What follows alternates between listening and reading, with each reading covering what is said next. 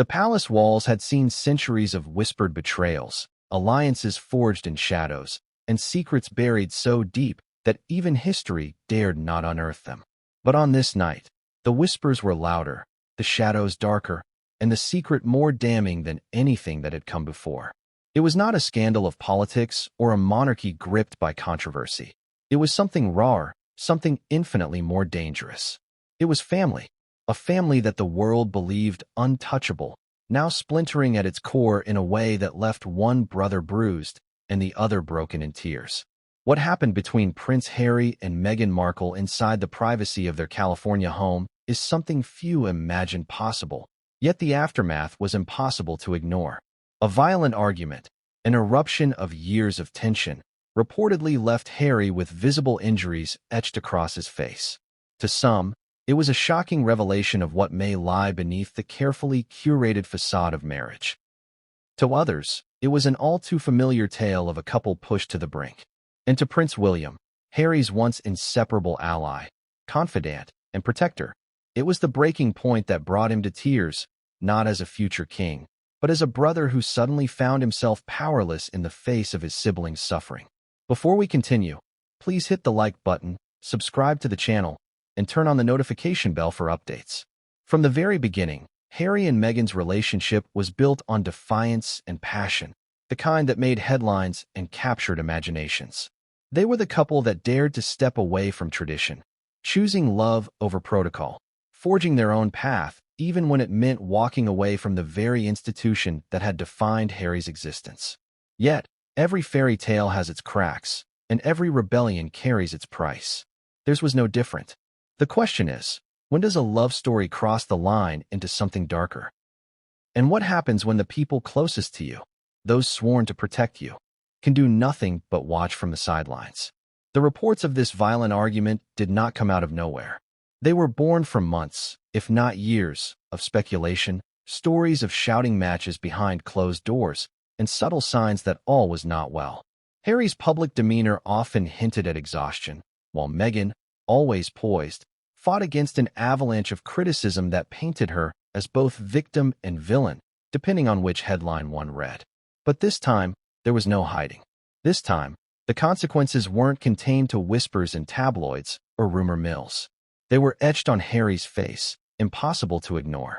Imagine William's perspective for a moment. This is the same boy who once walked behind his mother's coffin, hand in hand with Harry, united in grief and pain. The same man who tried, time and again, to protect his younger brother from pitfalls, from reckless decisions, from self-destruction.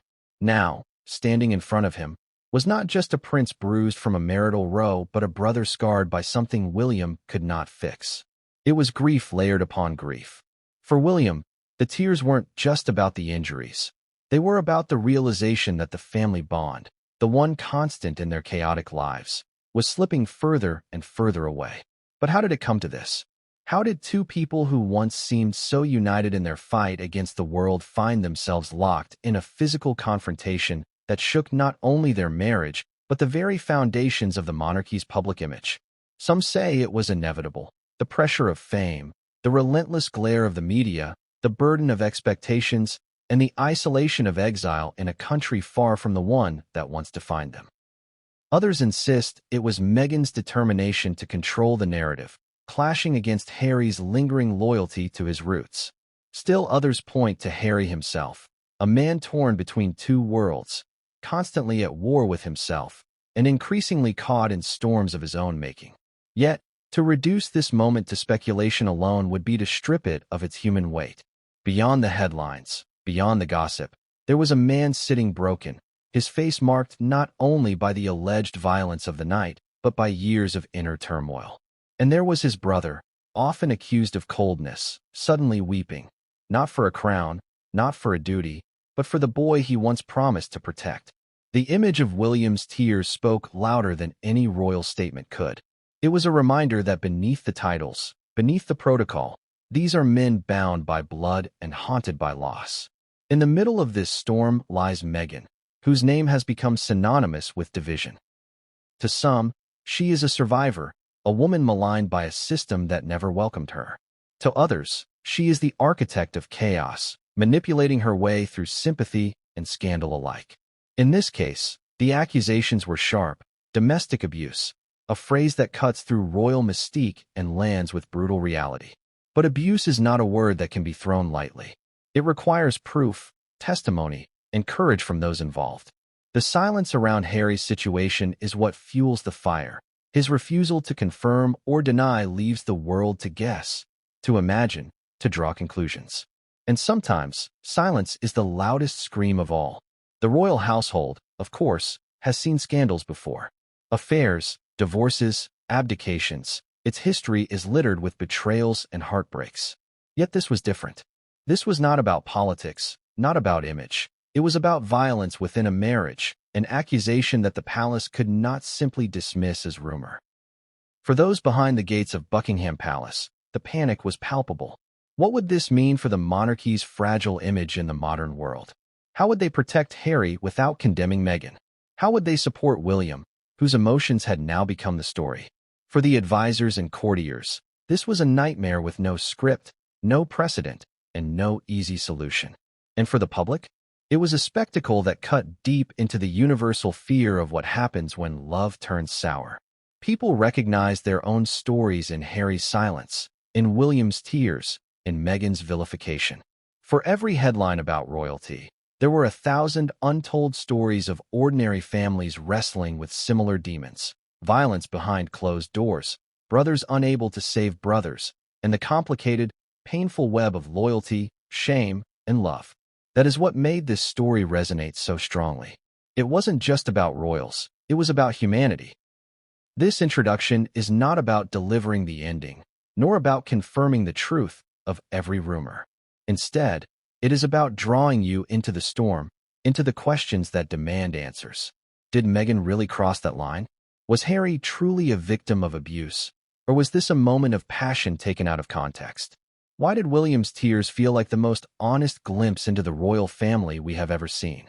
These are not questions with easy answers, but they are questions that force us to confront uncomfortable truths about love, power, and pain. As we journey through this story together, we will explore the night of the fight, the visible aftermath, and the emotional wreckage it left behind. We will hear from those who defend Meghan, those who condemn her, and those who see Harry as a man caught in the crossfire of forces far greater than himself. We will examine William's role, not as a prince, not as an heir, but as a brother, and ask whether his tears were the beginning of a healing process or the symbol of a bond forever broken. What you are about to hear is not a fairy tale. It is not a story of triumph or redemption. It is a story of bruises, both visible and invisible, and of brothers torn apart by circumstances neither could control. It is a story that will make you question the nature of love, the weight of loyalty, and the price of silence. And by the end, when the tears have dried and the dust has settled, you will have to ask yourself, if this can happen in the most watched family in the world, what hope do the rest of us have when love goes to war? The story of Harry and Meghan's marriage was never destined to be ordinary. From the very beginning, it was a union that defied tradition and challenged the deeply entrenched culture of the British monarchy. To the public, it was a breath of fresh air. To the palace, it was a disruption. But behind the glamour of royal weddings, the adoring crowds, and the speeches about love conquering all, there were cracks that few could see at first glance. Those cracks would eventually widen into fissures, and those fissures, left unaddressed, would lead to the kind of explosive argument that forever changed the trajectory of their relationship. Chapter 1 begins not with the fight itself, but with the quiet storm that had been brewing for years behind closed doors.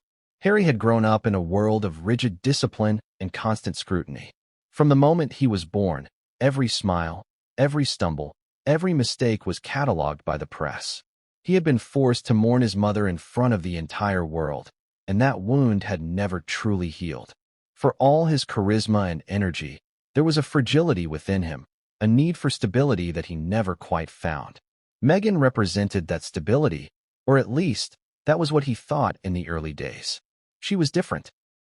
She was not from the aristocratic circles that had suffocated him for so long. She was outspoken, confident, and fiercely independent. She gave him something the monarchy never had, a sense of belonging. But as with many whirlwind romances, the very qualities that drew them together became the same qualities that began to pull them apart. Meghan entered Harry's world determined to carve her own path. Unlike the quiet stoicism of Catherine, unlike the dutiful silence of the royals around her, Meghan spoke her mind. She was unwilling to bend to centuries-old traditions that dictated how a woman should dress, speak, or even smile. In the beginning, Harry admired that boldness. He felt she was fighting for him as much as for herself. But with time, that determination became something else. It became resistance, not only against the palace, but at times against Harry himself. When disagreements arose, they were no longer about trivial matters. They became confrontations about values, identity, and direction. Harry, caught between the woman he loved and the family he was born into, began to show the strain. The tension was subtle at first. Observers noticed how Harry often looked uncomfortable at events where Meghan spoke forcefully. Friends whispered about arguments during private dinners. Meghan, meanwhile, felt constantly misunderstood, not only by the palace but at times by Harry himself. She wanted him to cut ties completely, to shed the royal skin and fully embrace life as a civilian. Harry wanted freedom, yes, but part of him clung to his roots, to the traditions he was raised with, and to the brother he adored. That duality became the heart of their conflict. For Meghan, compromise felt like betrayal of her values. For Harry, abandoning his heritage felt like betrayal of himself. The public played its role in fanning the flames. Tabloids painted Meghan as controlling, manipulative, and dangerous. To her defenders, this was nothing more than racism and misogyny. To her critics, it was evidence that she was tearing Harry away from everything he once held dear. Every headline deepened their isolation. Harry became defensive, withdrawing from friends who questioned Meghan's influence. Meghan, in turn, felt abandoned, seeing every criticism as proof that no one truly understood her. The walls of their California mansion became less a sanctuary and more a fortress. Inside those walls, the tension grew unbearable. Arguments became more frequent. Sometimes they were about money, other times about Meghan's career choices, and often about the ever-present shadow of the royal family. Harry was torn between defending his wife and feeling suffocated by the constant battles. Meghan, frustrated by his hesitation, accused him of weakness, of failing to fully support her. These weren't the kinds of disagreements that fade after a night of cooling down. These were the kinds of fights that linger, that seep into every conversation, that turn love into resentment drop by drop. Behind closed doors, Harry and Meghan's dynamic shifted. Meghan, used to controlling her own narrative, tried to take control of theirs. Harry, once rebellious but always searching for peace, felt increasingly cornered. When Meghan wanted to move faster, to make bolder statements, to cut more ties, Harry hesitated. He still called his brother. He still sought his family's approval in quiet ways. This, to Meghan, was betrayal. She had built her life on independence, on never relying on others to validate her choices. To see her husband clinging to those he had walked away from ignited anger in her. To Harry, her anger felt like rejection of who he was at his core. It was an endless cycle, her frustration leading to his defensiveness, his silence fueling her fury.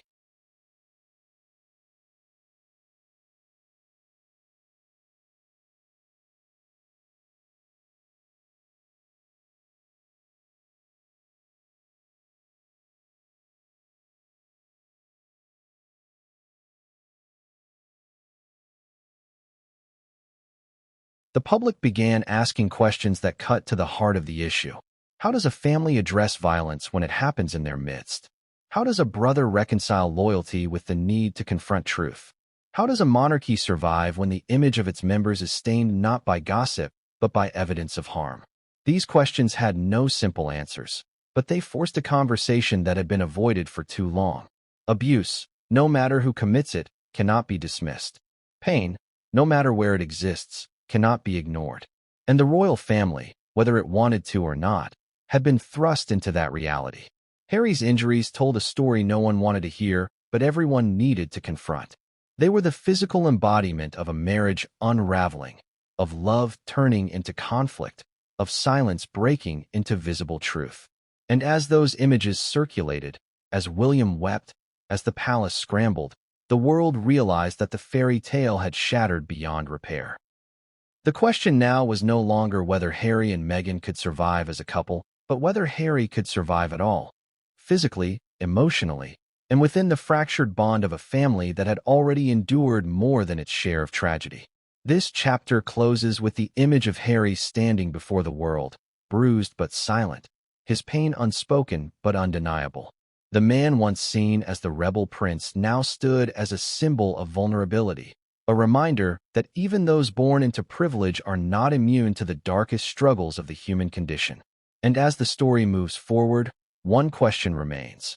Will these injuries become the scars that define him, or the turning point that finally forces the truth into the light? William had always been the steady one. From the moment he realized as a child that one day he would be king, he carried himself with a sense of control, a restraint that separated him from his younger brother. Harry was the fire, William the calm. Harry was the risk-taker, William the dutiful. Yet no amount of training, discipline, or composure could prepare William for the moment he looked into his brother's eyes and saw the physical and emotional wreckage left behind.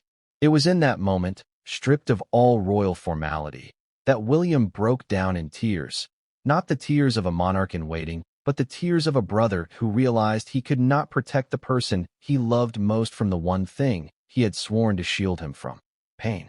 The bond between William and Harry was forged in grief. As young boys, they had walked behind their mother's coffin while the entire world watched, every step a reminder that childhood had ended too soon. They clung to one another, finding strength in the fact that no one else could truly understand the depth of that loss. Diana's death left a scar that shaped their futures in different ways. William channeling his grief into responsibility, Harry into rebellion. Yet through it all, there was always the promise, unspoken but understood, that they would protect each other no matter what. That promise shattered the moment William saw Harry's injuries. It was said that William's first reaction was silence. Not the silence of indifference, but the silence of someone trying to process what his eyes could not reconcile with his heart. The bruises on Harry's face were not battle scars earned in service, not the result of reckless youthful mistakes. They were inflicted within the walls of his own home, a place that was supposed to provide safety. For William, it was unbearable. He had faced his own share of criticism, his own struggles under the crown, but he had always believed that Harry's marriage, however turbulent, was at least a refuge for him. To realize that even that sanctuary was broken left William feeling powerless. When William finally spoke, his voice reportedly cracked. Those who know him say that William rarely lets emotion overwhelm him, but in that moment, the weight of his brother's suffering overcame the armor he had built over years of discipline. He asked questions Harry could not answer. How had it come to this? Why had he allowed it to escalate so far? Why hadn't he reached out sooner? Each question was laced with grief, not judgment, because William already knew the answers. He knew the isolation Harry felt, the pressure of being pulled between love and duty, the shame that kept him silent. And knowing those answers made the sight of his brother's pain all the more crushing. The tears William shed that day revealed a truth about him the public rarely sees. The world knows William as the composed, often stoic heir to the throne, the man who carries his role with an air of quiet determination.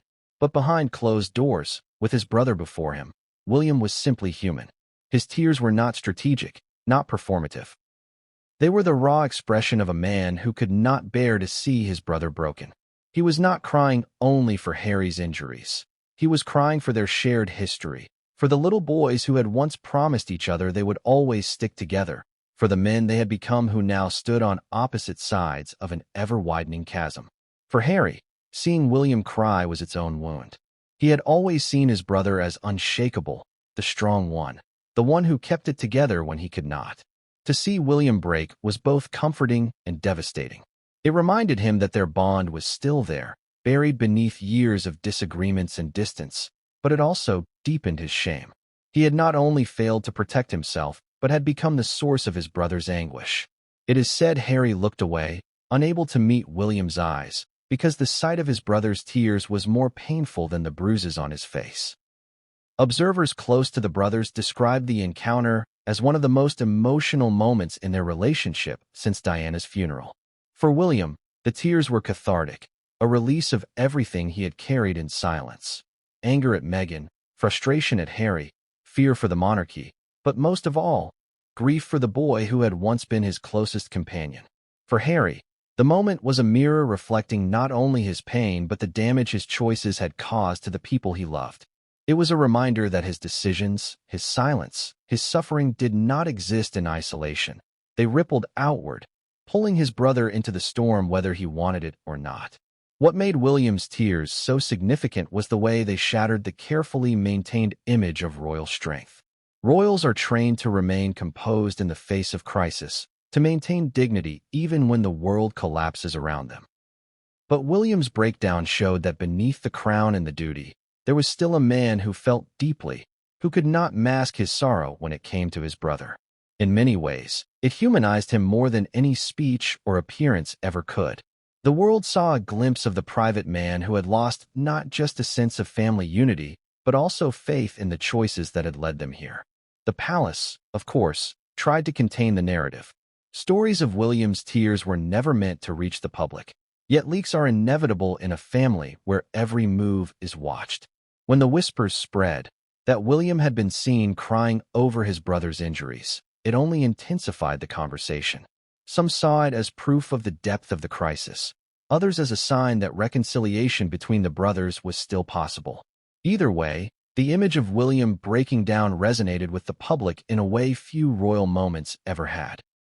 It stripped away the formality and revealed the fragile humanity beneath the crown. What weighed most heavily on William was not just Harry's suffering, but the sense of helplessness it created. For a man raised to lead, to solve problems, to bear the weight of a nation's expectations, being unable to protect his own brother was unbearable. He had tried before, warning Harry about the pace of his relationship with Meghan, urging him to slow down, to think carefully. Those warnings had driven a wedge between them, leaving Harry resentful and distant. Now, in the wake of the fight that left Harry scarred, William realized that his inability to intervene had not only cost him his brother's trust, but perhaps his brother's safety. It was a burden that no tears could wash away. The public saw William's tears as a symbol of the depth of the crisis, but for him, they were something more personal. They were the outward expression of a vow broken, a promise left unfulfilled. He had once promised his mother, at least in his heart, that he would look after Harry. To stand before his brother now, unable to erase the pain carved into his face, was the ultimate failure in William's eyes. That is why the tears flowed, not just for Harry's suffering, but for his own guilt. It was the realization that no amount of love or loyalty could undo what had already been done. This chapter leaves us with an image both heartbreaking and powerful. William, the future king, reduced to tears not by the pressures of the crown, but by the sight of his brother's brokenness. It is a reminder that beneath the weight of history, titles, and duty, there are still men who feel, who suffer, and who break. William's tears will be remembered not as a sign of weakness, but as a testament to the strength of brotherhood, a bond that even in its most fractured state still carries the power to bring a man to his knees.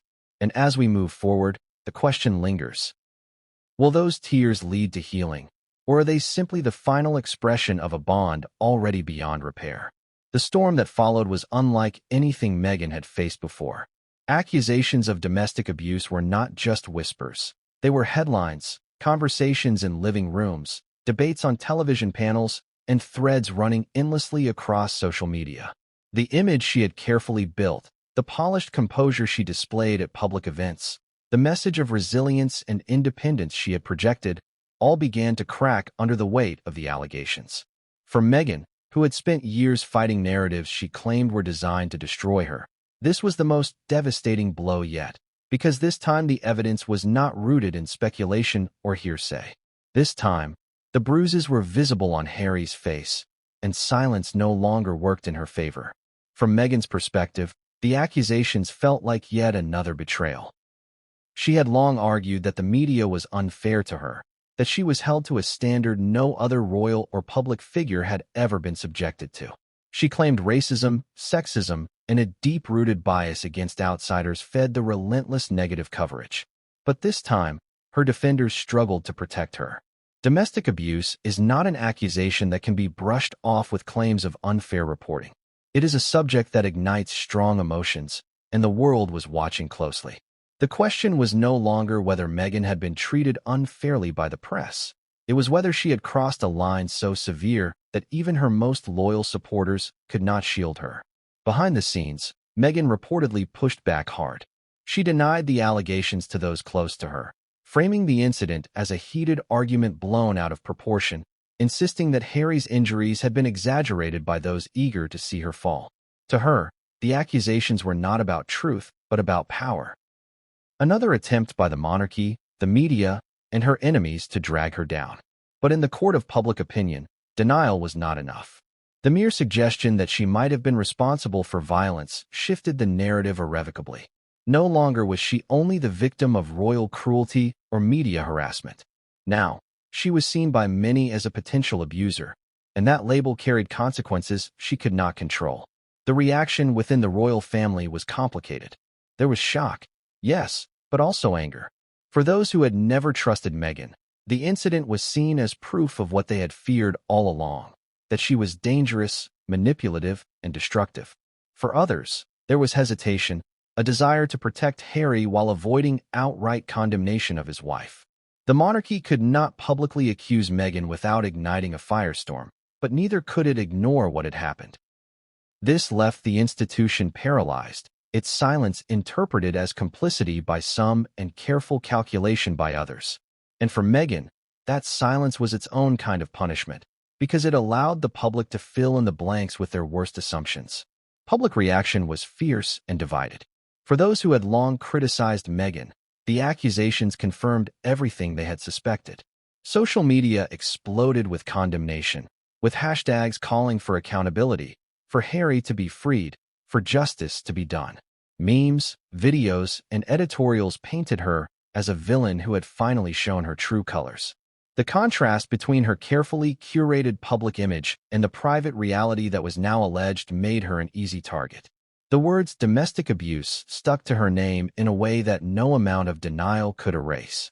But Meghan also had defenders. Some argued that the narrative was being manipulated to destroy her, that photos and reports were misleading, that Harry's silence was proof not of abuse, but of his loyalty to his wife. They pointed to Meghan's history of being vilified and insisted that she was once again being unfairly targeted. The debate became heated, with each side convinced they were protecting the victim. Was Harry the one who needed saving, or was Meghan the one being sacrificed on the altar of public hatred? The lack of clarity only fueled the intensity of the argument.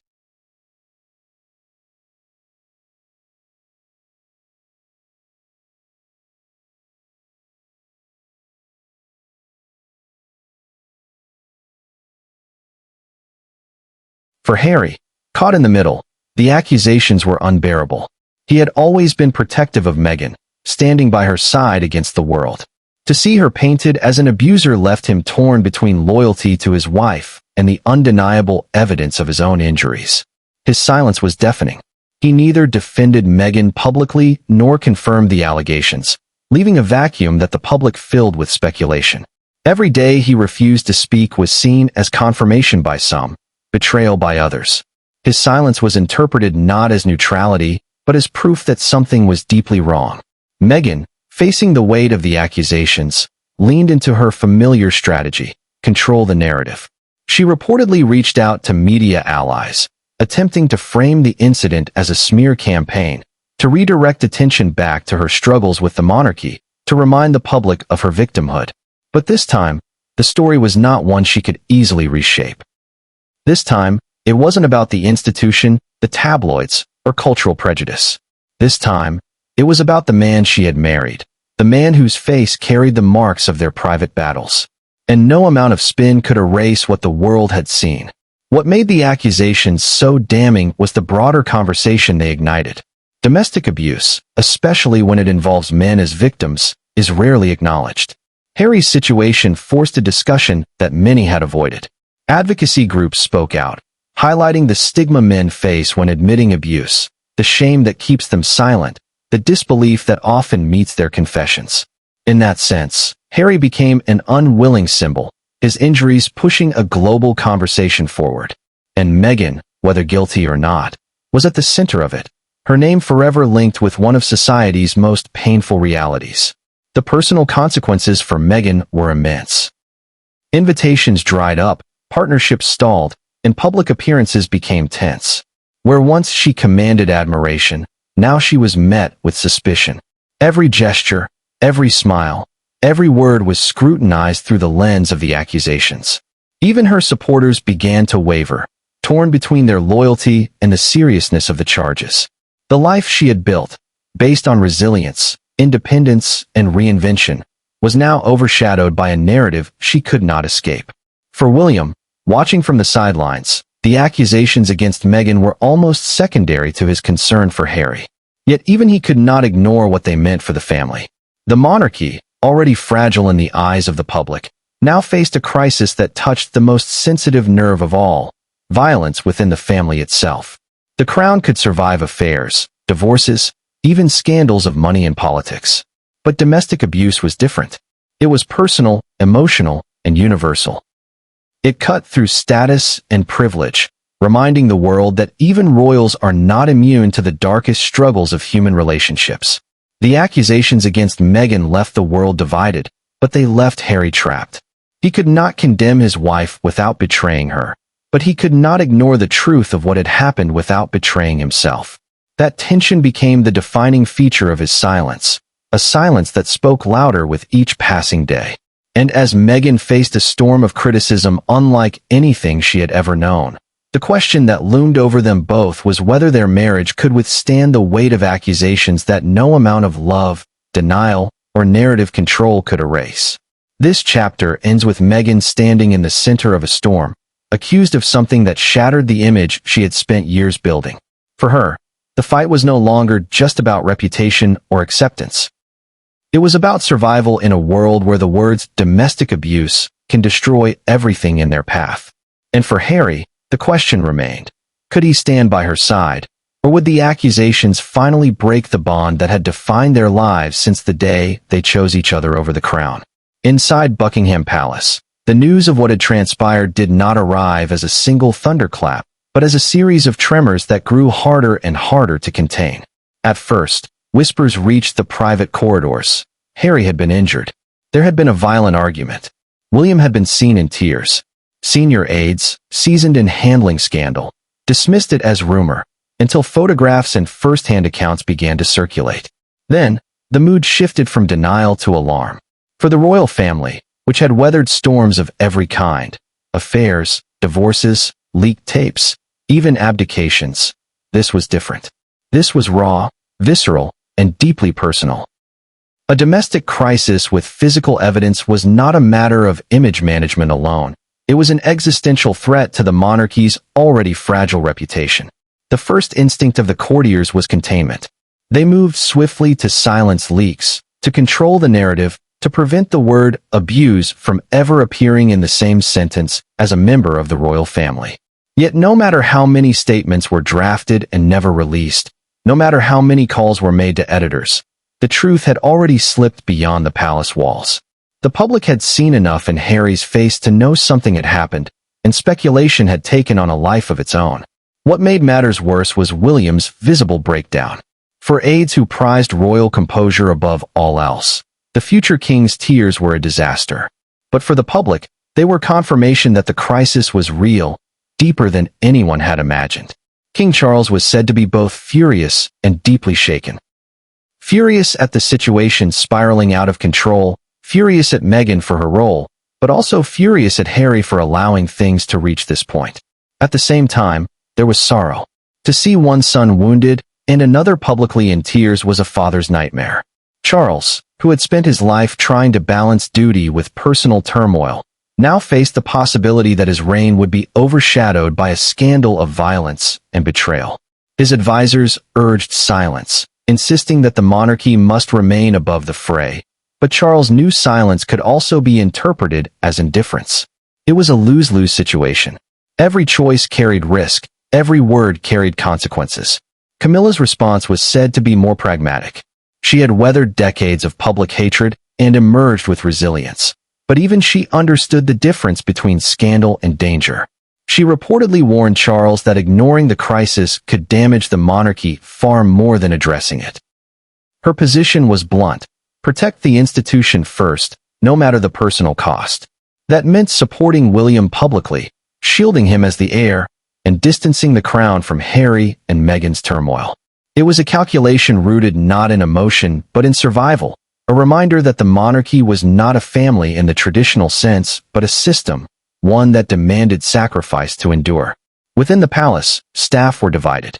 Some felt sympathy for Harry, seeing him as the victim of a toxic marriage and a relentless media circus. Others saw him as the architect of his own downfall, a man who had walked away from the stability of the crown and now reaped the consequences of his choices. What united them all, however, was a shared recognition that the monarchy itself was under siege. Public trust, already eroded by past controversies, could not withstand the perception that abuse had gone unacknowledged in its ranks. If the palace mishandled this, it would not just damage Harry and Meghan, it would damage the crown itself. The Queen's absence weighed heavily on those inside the palace. For decades, Elizabeth II had been the steady hand in times of crisis, the figure who reminded them that endurance was the crown's greatest weapon. But she was gone, and in her place was a king still finding his footing and heirs grappling with wounds too fresh to heal. In that vacuum, panic thrived. The advisors knew that the monarchy had survived only because it managed to project stability even in chaos. But now, the image of William's tears and Harry's bruises undermined that very projection. No statement could undo what people had already seen. The monarchy, for once, looked fragile not because of politics or public opinion, but because of the private pain of its own members. The extended family was not silent either. Princess Anne, ever the stoic, was said to be livid. Not only at the incident itself, but at the way it threatened the monarchy's credibility. To her, duty had always come first, and Harry's choices, combined with Meghan's influence, had dragged the family into disrepute. Her words, sharp and unyielding, cut through the palace halls. We cannot protect those who refuse to protect themselves. Prince Edward and Sophie, quieter but equally concerned, worried about the impact on their own children, about the legacy of a crown that now seemed perpetually embroiled in scandal. Even Andrew, whose own controversies had rocked the family, was reportedly shocked at the gravity of this crisis. If even he found it disturbing, then it was truly catastrophic. Outside the palace, the world reacted with a mix of outrage and fascination. To ordinary people, the royal family was supposed to embody stability, tradition, and strength. To see it fractured by violence was to see the curtain pulled back on the illusion. People began to ask difficult questions. If this is what happens behind the gates of privilege and power, what hope is there for ordinary families facing the same struggles? Advocacy groups used the scandal to demand more conversations about domestic violence, particularly against men, arguing that Harry's silence was a reflection of the stigma men face in admitting victimhood. The monarchy, unwittingly, had become the centerpiece of a conversation it never wanted to host. The palace's crisis meetings stretched late into the night. Advisors debated strategy. Should they issue a statement of support for Harry? Should they express neutrality and emphasize that the matter was private? Or should they remain silent and hope the storm passed? Each option carried peril. To support Harry risked condemning Meghan outright, igniting another war of narratives. To remain silent risked looking complicit or indifferent. To stay neutral satisfied no one. There was no script for this kind of crisis, and every misstep risked deepening the damage. Through it all, William remained emotionally shaken. For him, the crisis was not just about public image but about family. The palace may have seen a scandal, but he saw his brother in pain, his family in collapse, his own tears splashed across headlines. He was trapped between his role as heir and his role as brother, forced to reconcile two identities that seemed increasingly irreconcilable. His advisors urged composure, but his heart demanded honesty. And honesty, in this case, meant admitting that the royal family was not immune to the same darkness that haunted so many others. Harry, meanwhile, stayed silent, deepening the palace's panic. His refusal to speak publicly left the monarchy in limbo, unable to shape the narrative. Meghan, facing accusations she could not fully outrun, reportedly demanded that Harry stand by her, that he speak out against the allegations. But Harry's hesitation said more than any words could. He was torn between love and truth, between protecting his wife and acknowledging his own suffering. That tension only fueled speculation, leaving the palace drowning in a crisis with no clear end. This chapter leaves the monarchy at a crossroads. For centuries, it had survived by adapting, by controlling its image, by enduring scandals with stoic silence. But this scandal was different. It was not about money or politics, or even infidelity. It was about violence, about family, about human pain visible for all to see. The royal family could not simply ride out this storm. It had to face it. And in doing so, it risked exposing just how fragile the crown truly was. The story was already volatile, but when the media took hold of it, it became a wildfire that no palace aide, no lawyer, and no spin doctor could put out. The photographs of Harry's face, the whispers of a violent confrontation, William's tears. It was everything the press thrived on. Tabloids plastered their covers with sensational headlines, some careful enough to use phrases like concerns and questions, others bolder, with accusations written in ink as if they were indisputable fact. The result was the same. The narrative slipped completely out of Harry and Meghan's hands, and once it was in the grip of the press, there was no turning back. Television networks opened with breaking news segments, their anchors speaking in tones usually reserved for political scandals or national tragedies. Commentators debated fiercely, some condemning Meghan outright, others warning against rushing to judgment. One channel brought in a psychologist to analyze the dynamics of power in marriages under extreme scrutiny, while another paraded body language experts, replaying footage of Harry and Meghan at past events as if every smile and glance were proof of a hidden truth. The coverage wasn't just constant, it was forensic. Every detail of their lives became evidence in the court of public opinion. On social media, the frenzy was even worse. Hashtags trended globally within hours, some calling for justice for Harry, others defending Meghan with equal passion. Memes flooded timelines, some cruel, some sympathetic, some absurd. Amateur detectives pored over every recent photograph, pointing out subtle changes in Harry's demeanor, claiming to have spotted signs of stress months before. Meghan's critics shared old clips of interviews where her words were now reframed as manipulative, while her defenders highlighted instances of her being unfairly targeted in the past. It was a digital battlefield where truth mattered less than allegiance, and everyone was forced to choose a side. Public opinion began to fracture in dangerous ways. For some, Harry became a symbol of male vulnerability, a man who had given up everything for love only to be left scarred by it. Advocacy groups spoke up, urging people to take the possibility of abuse seriously regardless of gender, pointing out that men often suffer in silence because they fear being mocked or disbelieved. Harry's injuries, they argued, had finally made the invisible visible. For others, Meghan became a victim once again, a woman relentlessly targeted by the press and now accused of something horrific without proof. They claimed the monarchy and media had conspired to destroy her, using Harry's pain as a weapon. Each camp grew louder, and with every clash, the story deepened its grip on the world.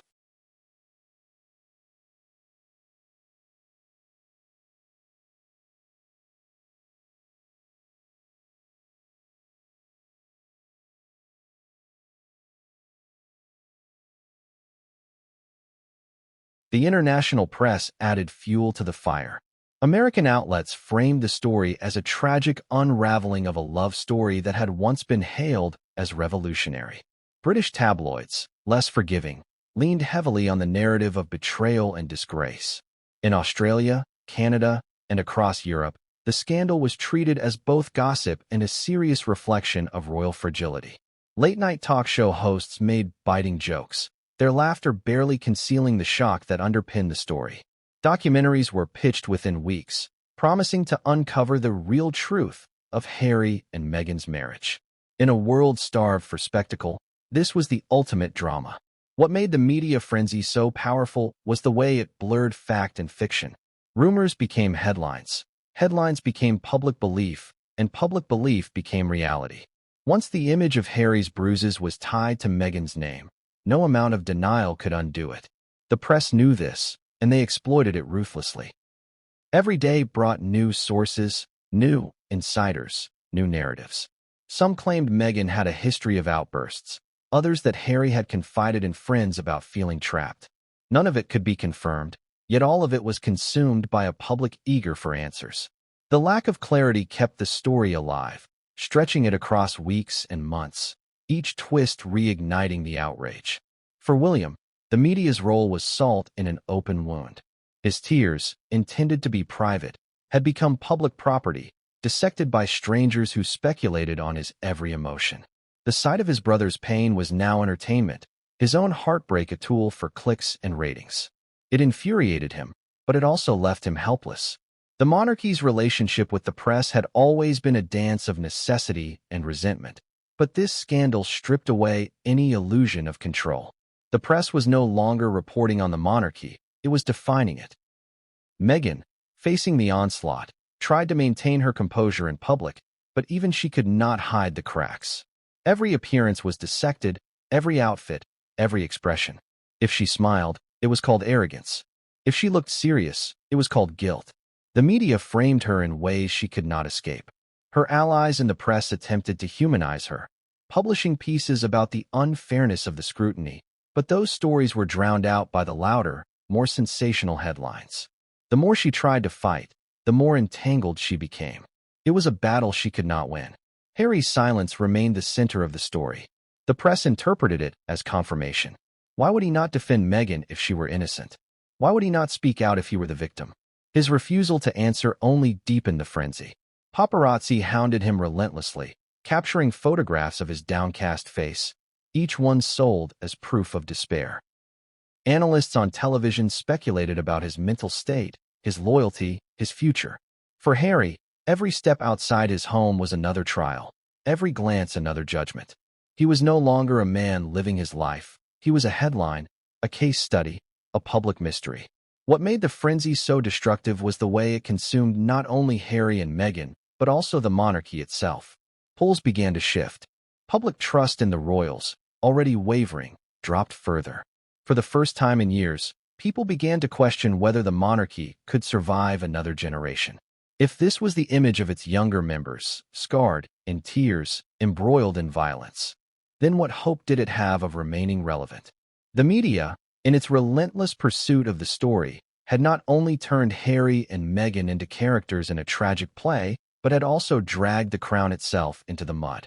And yet, the frenzy also served as a mirror to society. People saw in Harry's silence the struggles of countless men and women unable to speak about their own suffering. They saw in Meghan's vilification the dangers of trial by media. They saw in William's tears the breaking point of families torn apart by forces beyond their control. The press, in amplifying the scandal, inadvertently sparked conversations that had long been silenced. But those conversations came at a cost, at the expense of two brothers whose lives had already been marked by tragedy. This chapter closes with the recognition that the media was not merely a spectator in this crisis, but an active participant. It amplified the pain, magnified the scars, and turned private suffering into public spectacle. For Harry and Meghan, it meant losing control of their story forever. For William, it meant his grief was no longer his own. And for the monarchy, it meant facing a reckoning that no carefully crafted press release could contain. The question now was not whether the story would fade, but what damage would remain long after the headlines moved on. From the moment they were old enough to understand the meaning of their titles, William and Harry were more than just brothers. They were partners in survival. Their bond was cemented on that day in 1997 when they walked behind their mother's coffin, with cameras from every corner of the globe capturing each agonizing step. In those moments, the world saw two boys united by grief, holding on to one another because no one else could possibly know what it felt like to lose Diana, the one person who shielded them from the harshness of royal life. That bond, forged in fire and loss, was meant to be unbreakable. Yet as adults, the choices they made, the women they loved, and the pressures of the crown slowly chipped away at what once seemed indestructible. By the time Harry found himself injured after a violent confrontation with Meghan, the bond between the brothers was hanging by threads already frayed. William and Harry's differences were always clear, but they had once complemented each other. William was cautious, measured, and conscious of his future as king. Harry was impulsive, passionate, and eager to live outside the rigid expectations that suffocated him.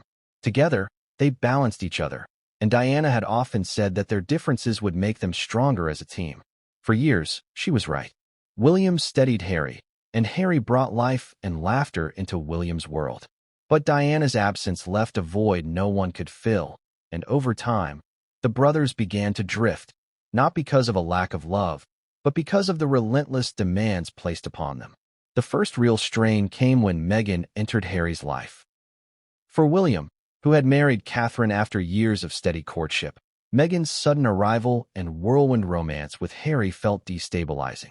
He voiced his concerns, urging Harry to slow down, to consider carefully what he was stepping into. But Harry, long frustrated by William's tendency to act like the older brother who always knew best, bristled. What Harry saw as love and destiny, William saw as recklessness. That early disagreement marked the beginning of a rift that only widened as Harry and Meghan moved further away from the royal family, both literally and emotionally. As the years passed, the bond that had once held them together began to strain under the weight of choices that neither could undo. Harry's decision to step back from royal duties was seen by William as a betrayal, not just of the crown, but of the shared promise they had once made to their mother. For Harry, William's criticism felt like abandonment, proof that even his own brother could not support his decision to protect his wife and children from what he saw as a hostile institution. Their public reunion at events was marked by stiff smiles, the warmth gone from their interactions, their body language speaking louder than words ever could. Behind the scenes, their communication grew infrequent, their trust eroded. Yet for all the distance, the sight of Harry's injuries cut through years of silence. When William looked at his brother that day, the history between them surged back. He didn't see the man who had walked away from the crown. He saw the boy he had shared a bedroom with, the teenager who had laughed with him at Eton, the soldier who had marched beside him in uniform. That history made the moment unbearable. William's tears were not only for Harry's suffering in the present, but for the years they had lost, the relationship they had let crumble under the weight of duty and resentment. Harry, too, was forced to confront their strained bond in that moment. He had long justified the distance, telling himself that William had chosen the crown over him, that Catherine and the institution had become more important than their brotherhood. But seeing William cry reminded him that beneath the crown, beneath the differences, there was still the brother who had once been his closest ally. It was a painful reminder that their bond was not gone, only buried under years of unspoken words and unresolved wounds. And in that realization came guilt, because Harry knew that his silence, his choices, his refusal to reconcile had played a role in the distance that now seemed insurmountable. The public, watching the story unfold, felt the tragedy of the strained bond almost as deeply as they felt the shock of Harry's injuries. People had grown up watching William and Harry together, seeing them as a symbol of resilience in the face of loss. They were the brothers who had survived Diana's death, who had faced the world united even when it seemed impossible. To see them now, divided by choices and circumstances, was heartbreaking. For many, William's tears were not just about Harry's suffering, but about the loss of that brotherhood itself, a loss that resonated with anyone who had ever drifted apart from someone they loved. Catherine's role in the strained bond was often overlooked publicly but loomed large privately.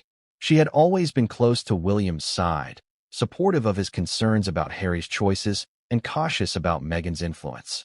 Her steady presence gave William strength, but it also widened the divide.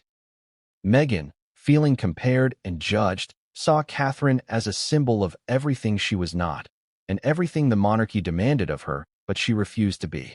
This silent rivalry only deepened the brothers' conflict, as William defended his wife and Harry defended his own.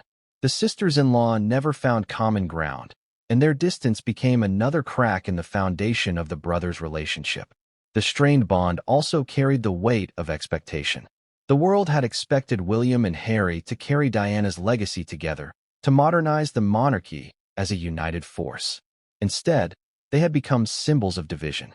Every public appearance, every stiff exchange, every cold glance was magnified by cameras and analyzed as proof of their broken relationship. For William, this was humiliating. For Harry, it was suffocating. Their private struggles had become global entertainment, and the weight of that scrutiny only drove them further apart. Yet, even in its most fractured state, their bond could not be erased. That was the paradox of William and Harry. No matter how strained, no matter how distant, no matter how hurt they were by each other's choices, the bond remained. It lingered in William's tears, in Harry's silence, in the unspoken knowledge that no one else in the world could truly understand what they had endured as children of Diana. And that lingering bond made the current crisis all the more painful, because it was not the collapse of a relationship between distant relatives or estranged friends. It was the unraveling of a connection that had once been stronger than any crown, any title, any duty. As this chapter closes, the image is stark. Two brothers bound by history, divided by choices, and brought to the brink by violence neither could have imagined. William's heartbreak was not only for Harry's injuries, but for the years of brotherhood lost, for the realization that their once unbreakable bond was now fragile enough to shatter completely. The question that lingers is whether their tears, their silence, and their shared grief can bring them back together, or whether the strain has become permanent, a wound too deep to ever heal. The violence that left Harry scarred and William in tears also forced the world to confront a subject often ignored, misunderstood, or minimized: domestic abuse against men. For centuries, conversations about abuse had been framed almost exclusively around female victims, and for good reason. Women are disproportionately affected. Yet what Harry's situation revealed, or at least symbolized, was that abuse knows no gender. The whispers that Meghan's confrontation with Harry may have turned physical sparked a wave of uncomfortable questions. Could a prince, a former soldier, a man born into privilege, truly be a victim of domestic abuse? And if so, what did that mean for millions of men around the world who had suffered silently, dismissed, or mocked when they dared to speak? Experts were quick to weigh in. Psychologists noted that power imbalances, emotional manipulation, and control dynamics exist in all kinds of relationships, regardless of gender. A royal title does not protect someone from becoming vulnerable, just as wealth or fame does not shield anyone from harm within the walls of their own home. The marks on Harry's face became a symbol, not just of a private argument gone too far, but of the invisible suffering endured by countless men too afraid to speak out. Advocacy groups for male victims reported a surge in calls after the news broke, proof that the scandal had touched a nerve that ran deeper than royal gossip. For once, Harry was not just a headline. He was a mirror. The silence surrounding male victims has always been heavy. Society conditions men to be strong, to endure, to avoid showing weakness. When violence occurs in their relationships, many men fear ridicule more than harm itself. They worry about being told to man up, about being laughed at or accused of exaggeration. In Harry's case, those fears were magnified by his status. How could the world take seriously the idea of a prince, trained in the military, raised in privilege, groomed in resilience, being harmed by his wife? And yet, the evidence was there, undeniable in the bruises that cameras caught and in the silence he could not break. His position amplified the stigma, showing just how deeply ingrained society's biases are. Some experts framed Harry's silence as the classic response of male victims. They avoid speaking because they fear not being believed. They downplay their injuries, inventing stories about accidents. They internalize blame, convincing themselves they somehow provoked the violence. Harry's reluctance to speak publicly, his refusal to either defend Meghan or condemn her, reflected that painful reality. It was easier to say nothing than to risk the consequences of speaking out. But silence, as advocacy groups warned, is what allows abuse to continue unchecked. In Harry's case, it also allowed speculation to fill the void, making his pain both public and distorted.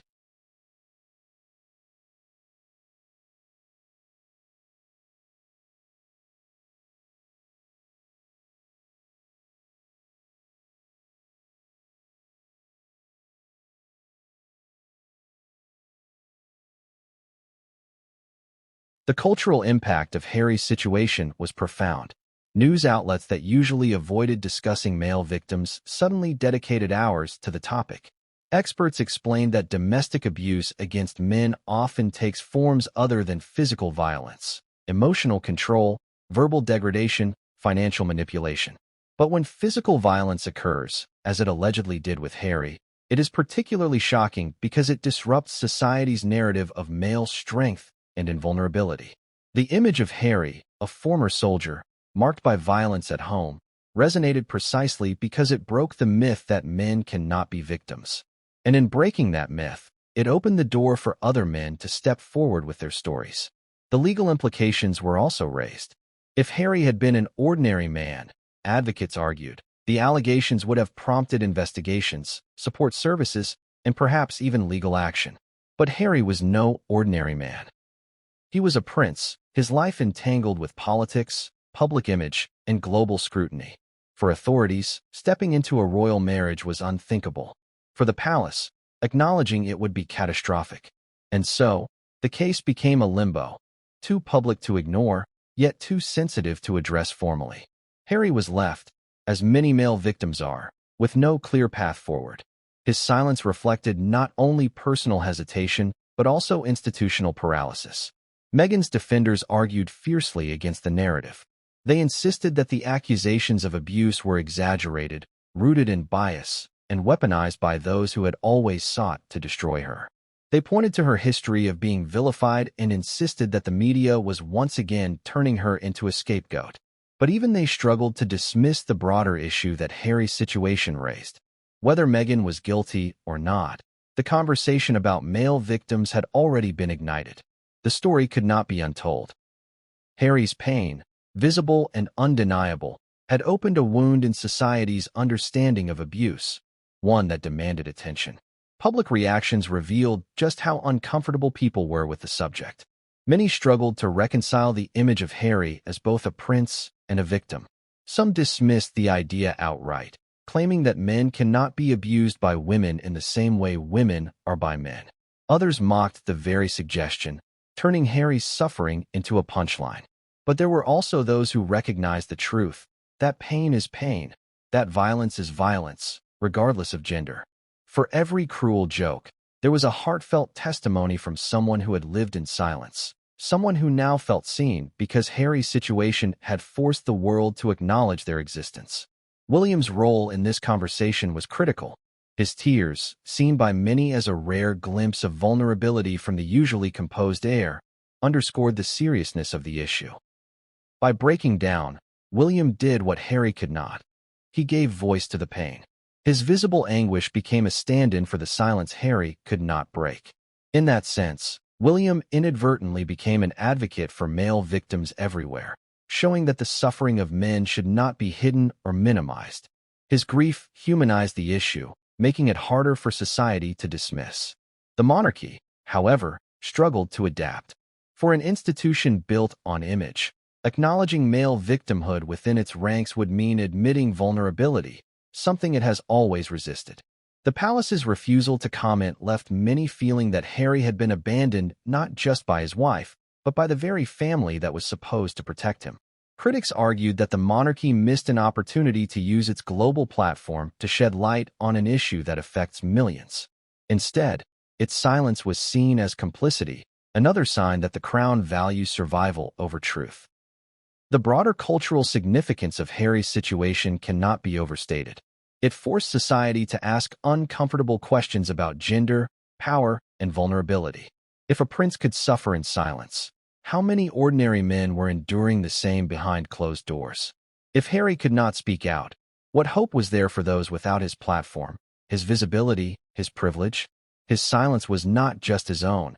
It was a reflection of the silence imposed on countless others. And that silence, once illuminated, could no longer be ignored. This chapter ends with the recognition that Harry's alleged abuse was not just a private crisis, but a public reckoning. It forced the world to confront its blind spots, to acknowledge that domestic abuse does not fit neatly into gendered narratives, and to recognize that men, too, can be victims. Harry's pain may have been silenced, But the conversation it ignited was louder than anything the palace or Meghan's defenders could suppress. The question now was whether that conversation would lead to lasting change, or whether, once the headlines faded, the silence would return, leaving Harry and millions like him unseen once again. Meghan's world had always been divided between admiration and hostility, but in the aftermath of the allegations, those divisions grew sharper than ever. While critics tore her down and demanded accountability, there was still a vocal group of supporters who stood by her, determined to defend her reputation against what they saw as another orchestrated attack. For these defenders, Meghan was not the aggressor but the victim of a monarchy that rejected her, of a media machine that vilified her, and of a public too eager to condemn without proof. They believed the accusations of abuse were exaggerated, twisted by those with an agenda, and used to undermine her influence at a critical moment. In their eyes, Meghan remained the woman who had stood up to one of the world's most powerful institutions and paid the price for it. The defense began almost immediately. Influential friends and allies, many from Hollywood, quietly reached out to journalists, urging them to consider the pattern of negative coverage Meghan had endured since her entry into the royal family. They reminded the public that Meghan had long been the subject of racially charged attacks, misogynistic headlines, and relentless scrutiny. To them, the new accusations were simply the latest attempt to break her. She has always been the target, one ally reportedly told a sympathetic outlet. When you are strong, when you refuse to conform, people will twist anything against you. This narrative resonated with those who had always viewed Meghan as a symbol of resilience in the face of systemic bias. Media outlets more favorable to Meghan began to craft counterstories.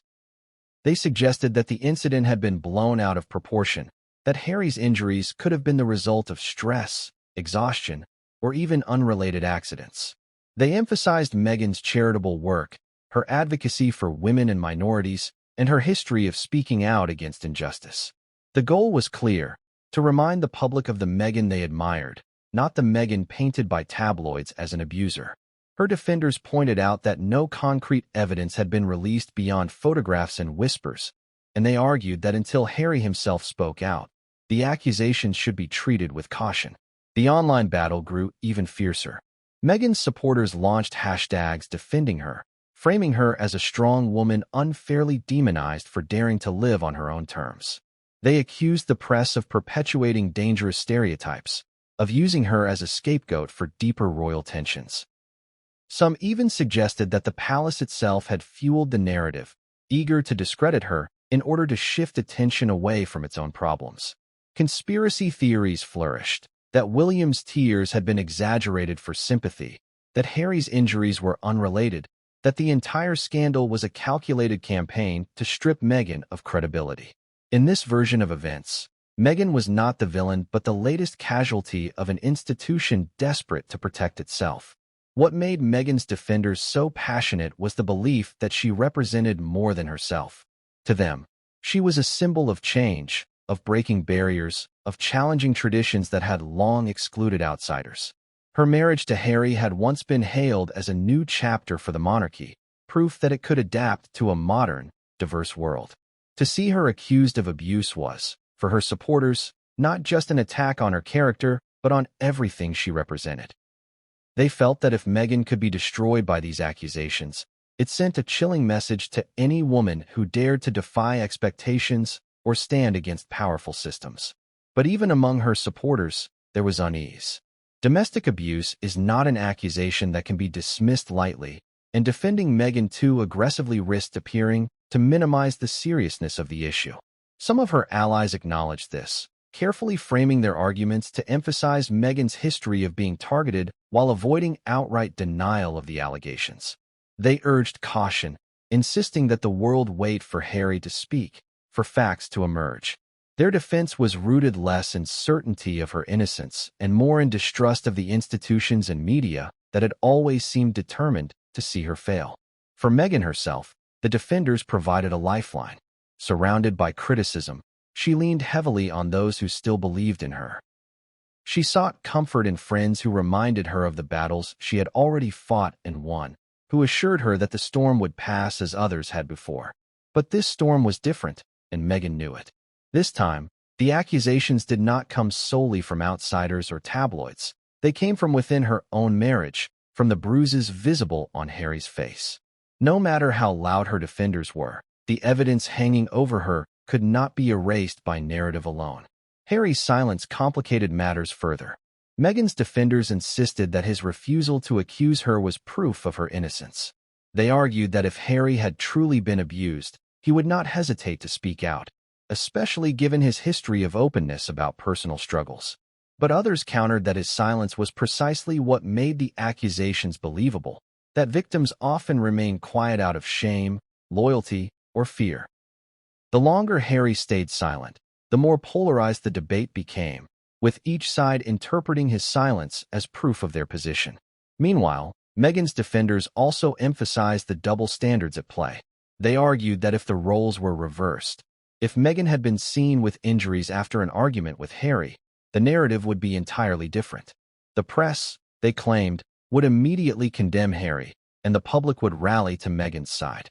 By contrast, they saw the current accusations as proof that Meghan was held to a harsher standard, that she was guilty until proven innocent simply because of who she was. This argument resonated with many who had long criticized the monarchy and the press for their treatment of her. Yet the more her defenders spoke, the more the controversy grew. Each argument they made invited further scrutiny. Each counter-narrative sparked more questions. Was Meghan truly a victim of systemic bias, or was she hiding behind it to escape accountability? Was Harry's silence protective or incriminating? Was William's emotional reaction a genuine expression of grief or a tool manipulated by the palace to sway public opinion?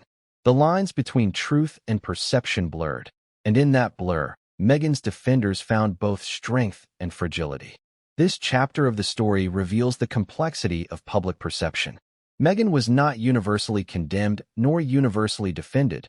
She was both, depending on who was asked. To her critics, she was an abuser hiding behind privilege. To her supporters, she was a woman unfairly targeted by an institution and a press determined to see her fail. The truth remained obscured, caught between loyalty, bias, and silence. And in that uncertainty, Meghan's defenders continued to fight, believing that protecting her meant protecting more than just one woman. It meant protecting the idea that strength, defiance, and independence should not be punished by vilification.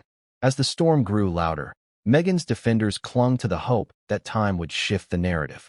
They believed that the frenzy would fade, that Harry would eventually speak in her defense, that the world would see her for who she truly was. But even they could not deny the damage already done. The words domestic abuse had been tied to Meghan Markle, and no amount of defense could ever fully untangle them. For her, the battle was no longer just about reputation. It was about survival in a world where truth and perception had become indistinguishable, and where every friend, every ally, every defender could only do so much against the tide of suspicion rising around her. Harry's silence was perhaps the loudest voice in the entire crisis. In the weeks that followed the explosive argument, his visible injuries and Meghan's mounting scrutiny dominated headlines. But his refusal to speak was what kept the world gripped. The silence wasn't ordinary. It was heavy, deliberate, and suffocating. For a man who had written books, given interviews, and opened up about the deepest wounds of his past, his sudden unwillingness to say anything at all about the most visible crisis of his marriage spoke volumes. It was as if he had been silenced not by others, but by the weight of his own shame, guilt, and confusion. And that silence told its own story, one even more haunting than words could have conveyed. To understand the power of his silence, one must remember Harry's history. He had always been the outspoken one, unafraid to challenge the press, to criticize the institution that raised him, to reveal the traumas of his childhood. His memoir had left no stone unturned, from drug use to his struggles with mental health. He had spoken candidly about Diana, about therapy, about the scars left by service in Afghanistan. But now, with his face bruised and the world demanding answers, he said nothing. For those who had followed his journey, it was baffling. Why would a man who had made vulnerability his brand suddenly choose silence? The answer, many believed, was that the truth was too painful to articulate. Some interpreted the silence as loyalty. They believed Harry was protecting Meghan, shielding her from accusations that would ruin her completely. To speak out would mean confirming the rumors, and that would end her public life forever. For a man who had once said he would do anything to protect his wife and children, the silence could be seen as one final act of devotion. But others interpreted it differently. They saw his silence not as protection but as paralysis, the inability to reconcile love with harm, loyalty with suffering. In that reading, the silence was not strength but weakness, proof that Harry was trapped in a cycle of abuse he could not escape. Friends close to Harry reported that he withdrew during this time, isolating himself even from those who had once been his confidants. Calls went unanswered. Invitations declined. He appeared at public events with forced smiles that failed to hide the weariness in his eyes. Those who managed to see him privately described a man hollowed out, distracted, and weighed down by unspoken pain. They said he avoided direct questions, deflecting with vague comments or changing the subject entirely. His silence was not just in public, but in private too, a refusal to put into words the reality he could barely face himself. The silence fueled speculation. Every headline, every news segment, every conversation came back to the same question. Why isn't Harry speaking? If Meghan was innocent, why wouldn't he defend her? If he was the victim, why wouldn't he admit it? The longer he remained quiet, the louder the questions grew. In that void, narratives were built by others, some painting him as a tragic victim too broken to speak, others portraying him as complicit in covering up the truth. Harry, once the author of his own story, found himself reduced to a character in other people's scripts, his silence shaping a story he could no longer control. Psychologists analyzing the situation pointed out that silence is often a hallmark of trauma. Victims of abuse frequently struggle to speak out, not because the truth isn't clear, but because saying it aloud forces them to confront the reality of their pain. In Harry's case, the stakes were even higher. To speak would mean not only admitting what had happened, but doing so in front of a world that had always been eager to tear his marriage apart. It would mean betraying the woman he had left his family for, the mother of his children. For a man already burdened by guilt and divided loyalties, silence may have felt like the only option. But silence has consequences. It allowed Meghan's defenders to insist that his refusal to accuse her was proof of her innocence. It allowed critics to claim it was fear that kept him quiet, that he was too intimidated to tell the truth. It allowed the media to twist his silence into whatever narrative suited their agenda. For William, it was the silence that hurt the most. His brother's refusal to confide in him, to admit openly what he had seen written on Harry's face, left him feeling shut out, helpless, and even betrayed. William wept not only for Harry's suffering, but for the walls his brother had built around himself, walls so high that even blood could not break through. The public's relationship with Harry shifted as a result of his silence. Once admired for his openness and honesty, he was now criticized for avoiding responsibility. Supporters who had once championed him grew frustrated, feeling abandoned by a man they had trusted to tell the truth. Others sympathized, recognizing his silence as the silence of countless victims who struggled to find words. The division mirrored the larger debate around Meghan herself. Was Harry's silence loyalty, or was it fear? Was it love, or was it proof of control? The lack of answers only deepened the fascination. Silence also weighed heavily on Harry himself. Those close to him described a man caught in an internal war. On one side was his love for Meghan, his commitment to protecting her at all costs. On the other was his love for his brother, his family, and the truth he could not bring himself to deny. Each day of silence tore him further apart, eroding his sense of self. He had built his identity on being honest, on breaking taboos, on speaking where others would not. Now, his refusal to speak left him unrecognizable even to himself. The man who had once stood on stages and spoken with conviction about mental health, truth, and courage was gone, replaced by a shadow who could not find words. The silence became its own prison. With each passing day, breaking it became harder. If he spoke now, after so long, it would seem like betrayal. If he continued to remain silent, it would seem like complicity. He was trapped, no matter which choice he made. For Meghan, his silence was both a blessing and a burden. It protected her publicly, but it also left her vulnerable, because silence does not erase suspicion, it amplifies it. For the palace, his silence was infuriating. It robbed them of control, leaving them powerless to contain the scandal. For William, it was heartbreaking. For the public, it was tantalizing. For Harry, it was devastating.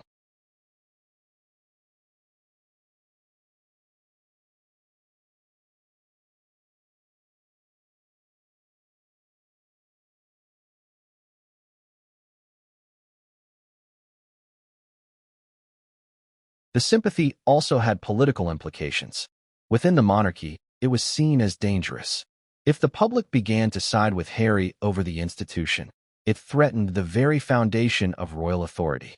The monarchy relied on unity, on the belief that its members upheld certain values. If one of its princes was seen as a victim of abuse within his marriage while the institution stood by in silence, it risked being perceived as heartless, indifferent, or even complicit. Advisors understood this, but they were paralyzed, unable to act without choosing sides, and choosing sides would mean tearing the family further apart. Internationally, the sympathy for Harry sparked even deeper conversations. In America, where Harry and Meghan had tried to build a new life, public opinion began to shift in his favor. In the Commonwealth, particularly in nations debating their ties to the crown, the scandal reinforced calls for independence. Leaders argued that the monarchy could no longer present itself as a symbol of stability or morality when one of its own was visibly suffering without support. Harry's plight became more than personal. It became political, a reflection of the monarchy's inability to protect even its own members, let alone serve as a moral compass for others. The sympathy that surrounded Harry did not erase the divisions, but it did reshape the story. No longer was he just the rebel prince, the runaway royal who had chosen love over duty. Now he was something else entirely, a man whose suffering had forced the world to confront its own blind spots, its own prejudices, its own unwillingness to see vulnerability in men. His silence had made him an enigma, but his visible pain had made him human again. For once, the world saw not the prince, not the soldier, not the celebrity, but the man. This chapter ends with Harry standing in the strange light of reluctant sympathy, a figure both pitied and revered, both broken and powerful. His suffering had sparked conversations far beyond his own life, touching on issues of gender, silence, family, and power. But as the sympathy grew, so too did the question, what would Harry do with it? Would he remain silent, a symbol without a voice, or would he finally speak and risk shattering what little stability remained? Until that moment came, the world would continue to hold its breath, torn between compassion for the man and curiosity about the truth he still refused to tell. The longer the scandal stretched on, the more it became clear that the fallout was not confined to Harry and Meghan alone. The royal family as an institution, the monarchy itself, began to feel the weight of the storm pressing down on it. For centuries, the crown had thrived on its ability to endure scandal by cloaking itself in dignity, distance, and silence. But this time, the silence was no longer seen as majesty. It was seen as indifference. The very foundation of the monarchy was being shaken, not by politics, not by war, but by a family crisis that had spiraled into something global. The question was no longer whether Harry and Meghan's marriage could survive, but whether the monarchy itself could weather the storm intact. The immediate impact was on public trust. Polling across the United Kingdom revealed sharp declines in confidence in the monarchy's relevance. Younger generations, already skeptical about its role in modern society, grew even more disillusioned. They looked at Harry's bruised face, William's tears, and the palace's silence and saw an institution that failed to protect its own. If the monarchy could not safeguard its members, what value could it possibly offer to the public? Older generations, who had long defended the crown as a symbol of tradition and stability, struggled to reconcile their loyalty with the uncomfortable reality unfolding in front of them. The monarchy's most faithful supporters remained, but even their voices carried an edge of unease. Within the Commonwealth, the fallout was even greater. Nations that had already been debating their ties to the crown found new justification for independence. Leaders in the Caribbean, Africa, and Australia pointed to the scandal as proof that the monarchy was no longer a moral authority, that it was too consumed by its own dysfunction to serve as a unifying symbol. In Jamaica and Barbados, Where Republican movements had gained traction in recent years, calls to sever ties grew louder. For the monarchy, these debates were nothing new, but the timing, coinciding with one of the most damaging personal scandals in decades, made them far more dangerous. Financial implications soon followed. The monarchy relies on public funding, justified by its ability to project stability and attract tourism. But as the scandal deepened, critics began questioning the cost.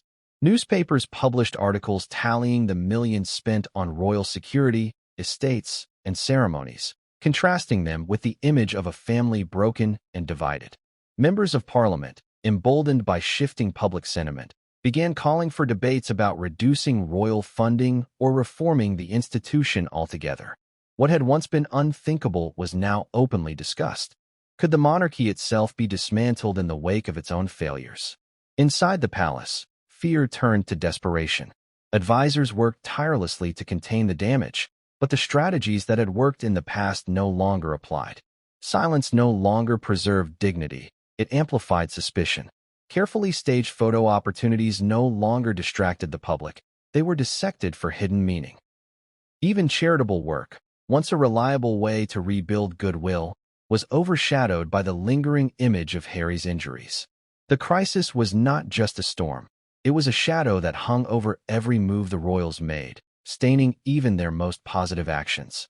For Charles, the scandal was a nightmare that struck at the heart of his reign. He had waited decades to become king, only to find his tenure defined not by triumph, but by turmoil. His relationship with Harry had already been strained, but now it was poisoned further. Public perception painted him as distant, detached, unwilling to step in when his son needed him most. Every appearance he made was met with silent judgment.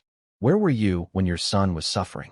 Charles's desire to protect the crown clashed with his duty as a father, and in trying to preserve one, he was seen as failing at the other. William's role became even more complicated. As heir, he was expected to carry the monarchy into a new era. But as a brother, he was broken. His tears, while humanizing to some, undermined the perception of strength the monarchy so desperately needed. Advisors urged him to show resilience, to project stability, but he could not erase the grief that weighed on him. Publicly, he shook hands, smiled, and performed his duties.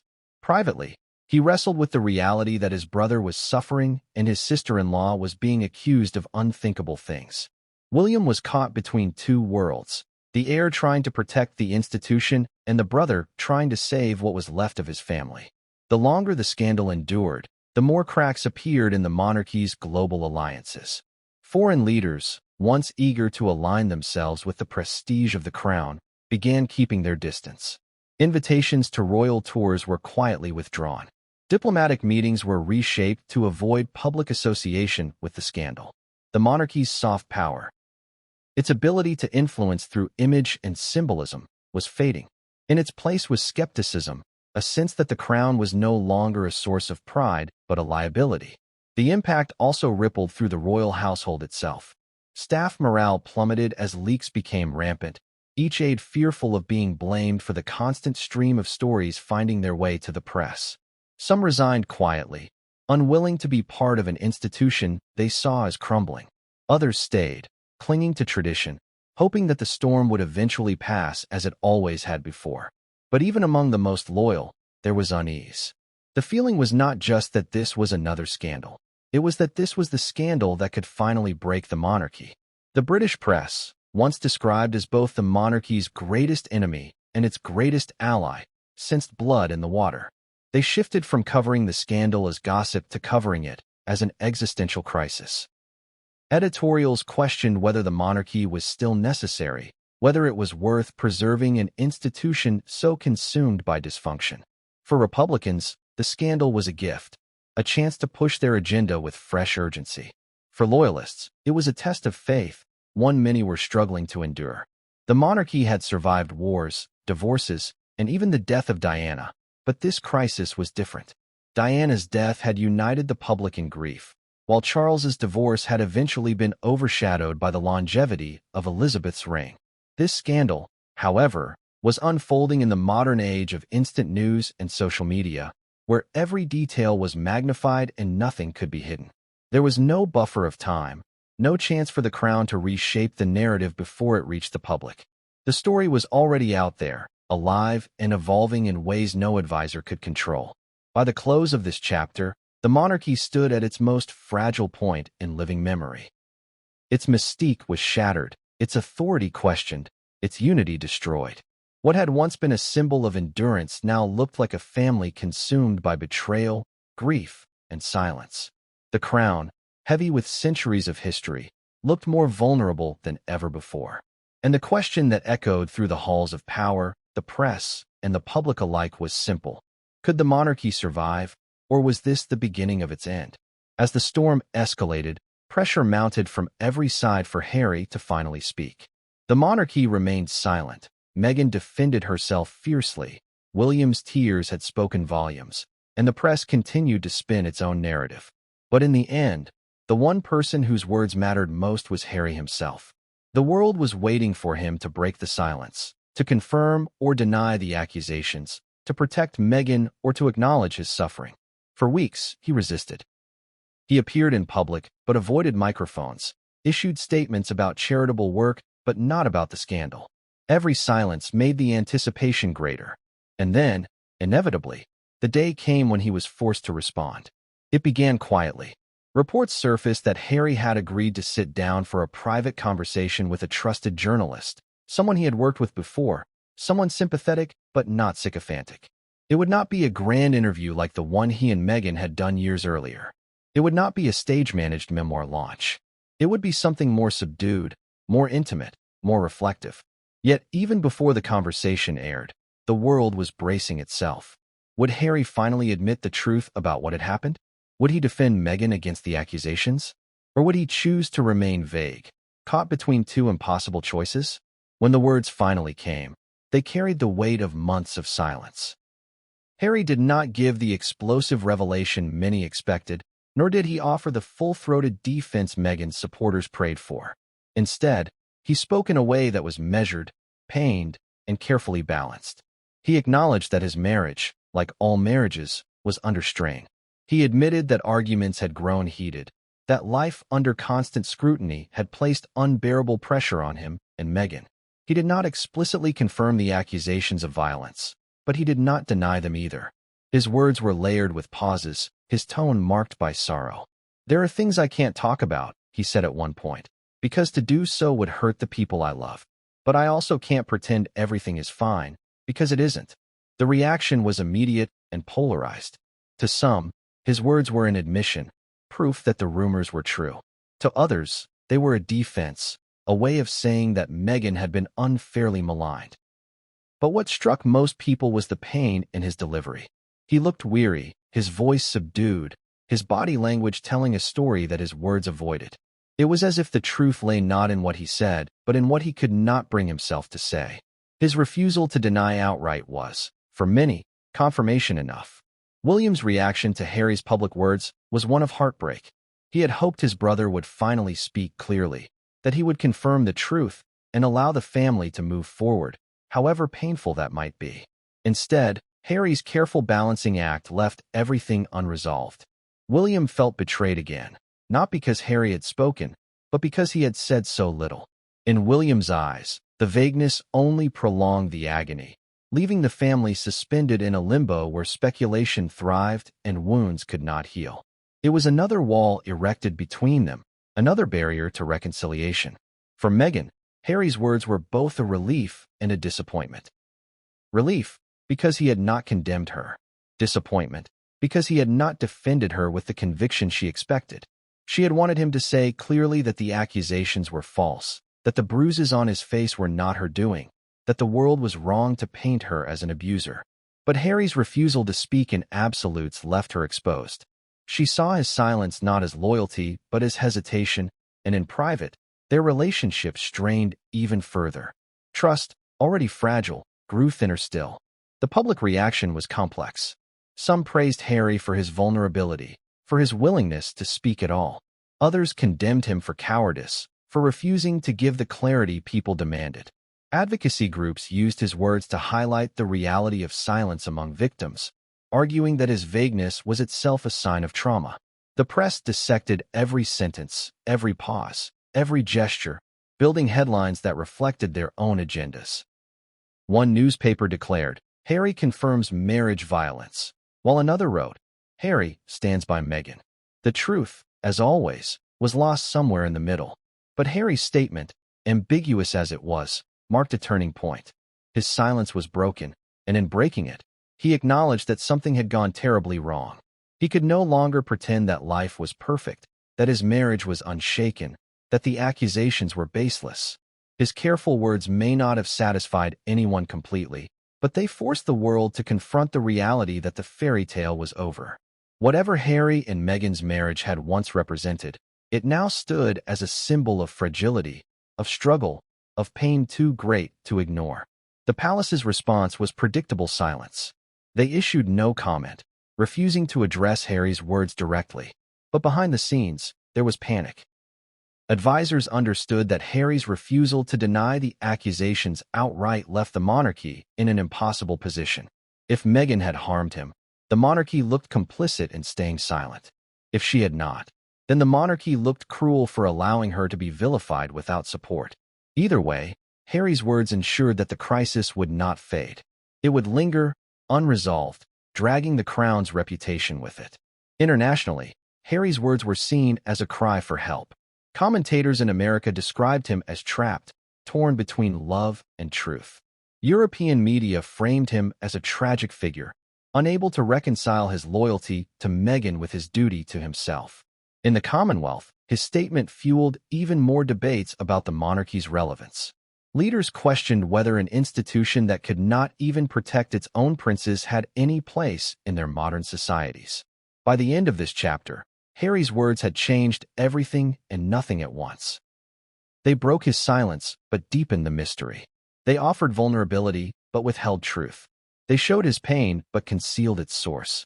The world was left with more questions than answers, and Harry himself seemed smaller, diminished, caught in a trap of his own making.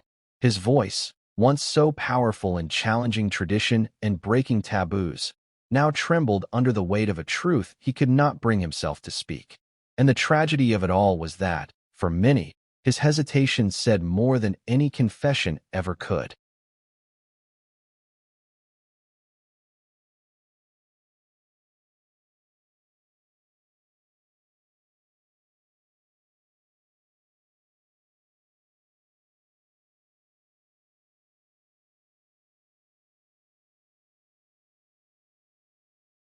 This chapter ends with Harry alone in his silence, surrounded by noise he cannot control.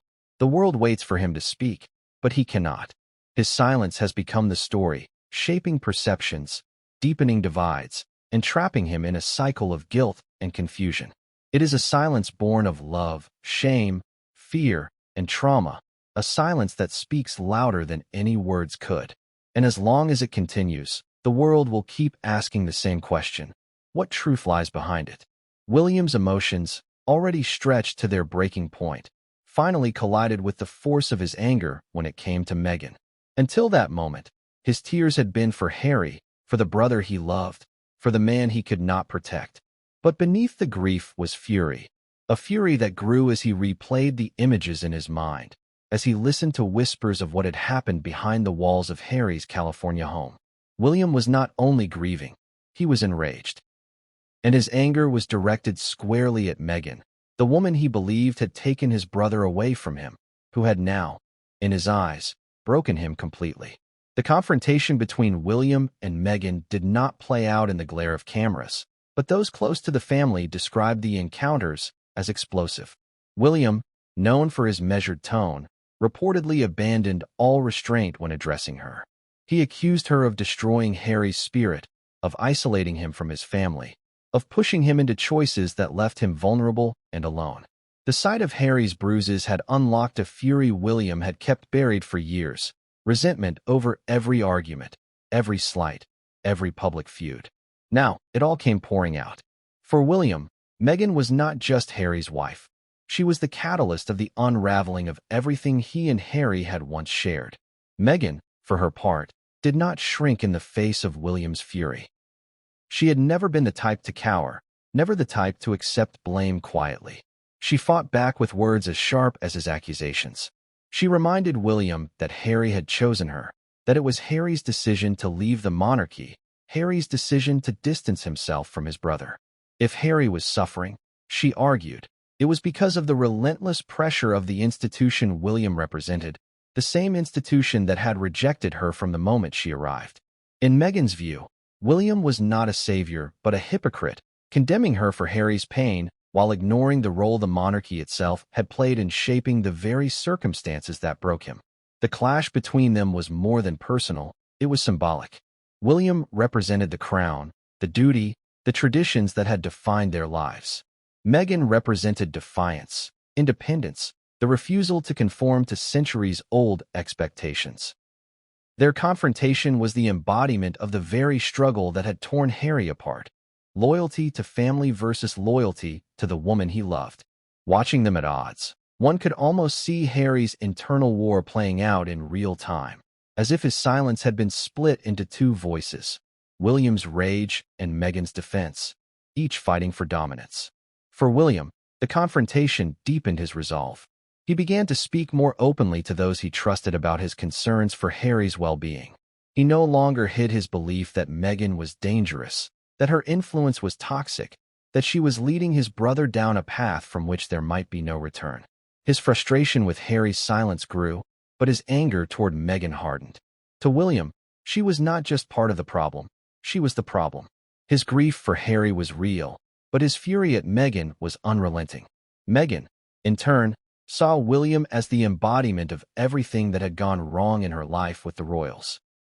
To her, he was not just Harry's brother but the face of the institution that had rejected her, the man who had doubted her intentions from the beginning, the heir who had been given everything she felt she had been denied. His tears, to her defenders, were nothing more than a performance of sympathy that masked years of coldness toward her. His accusations, they argued, were not about protecting Harry but about reclaiming control over a brother who had dared to step out of William's shadow. In Meghan's narrative, William was the oppressor, and his confrontation with her was proof of his disdain for her independence. The public, when whispers of their clash began to leak, was captivated. Stories of William and Meghan's behind-the-scenes fights fed the frenzy already raging in the press. Some painted William as the protective brother finally standing up for Harry. Others painted Meghan as the unfairly vilified outsider, once again bearing the brunt of royal hostility. The truth, as always, was more complicated. What mattered was the image, William and Meghan as adversaries, their mutual disdain now impossible to hide, their feud symbolic of the deeper rift that had torn the brothers apart. What made the confrontation so significant was the way it exposed the fragility of the royal family's unity. The monarchy thrives on the image of solidarity, of family members presenting a united front even in the face of crisis. But here was the heir to the throne and his sister-in-law locked in a battle of words, each blaming the other for Harry's suffering.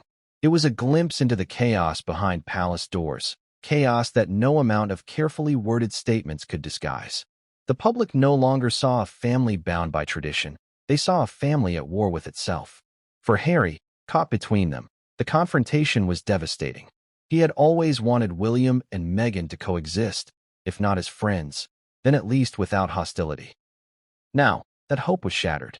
His silence, already heavy, became even more unbearable as the two people closest to him tore into each other. He could not defend William without betraying Meghan. He could not defend Meghan without betraying William. So he did nothing, and in doing nothing, he watched the gulf between them widen into something unbridgeable. The palace, aware of the confrontations, tried desperately to contain the damage. But even the advisors knew that this was no longer about public image. It was about personal relationships broken beyond repair. William and Meghan had become symbols of everything wrong within the royal family. Their feud a reflection of the deeper fractures that no amount of spin could mend. For Charles, it was a nightmare scenario.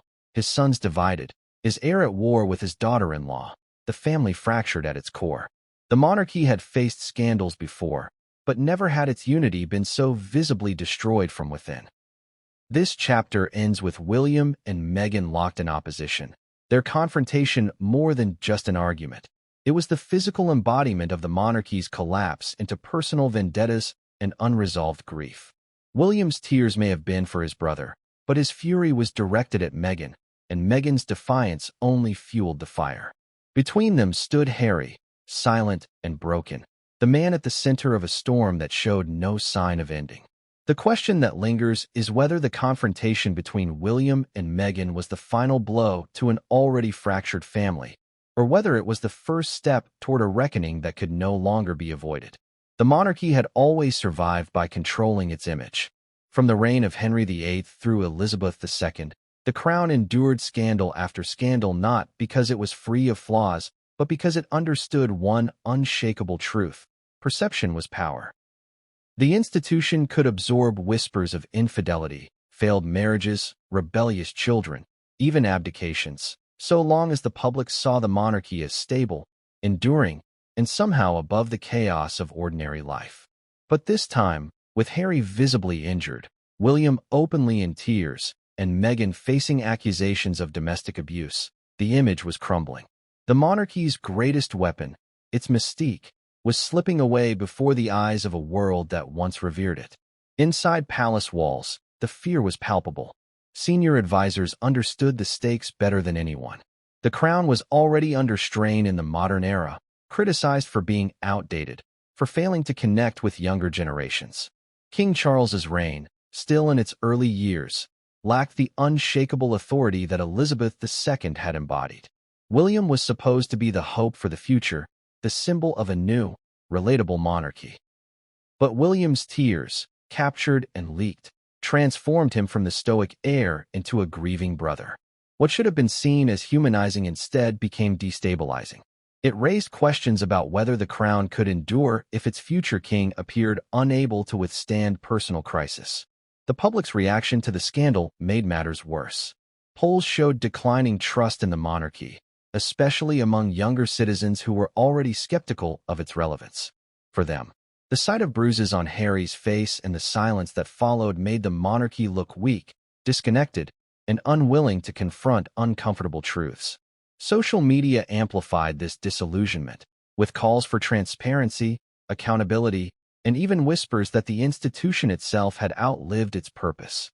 What once would have been a family scandal confined to whispers in drawing rooms was now an international debate playing out in real time across millions of screens. The monarchy's press team scrambled to regain control. They tried to emphasize Charles's steady hand, highlighting his public appearances, his charitable work, his composure. They crafted narratives around William's resilience, portraying his tears as proof of compassion and humanity rather than weakness.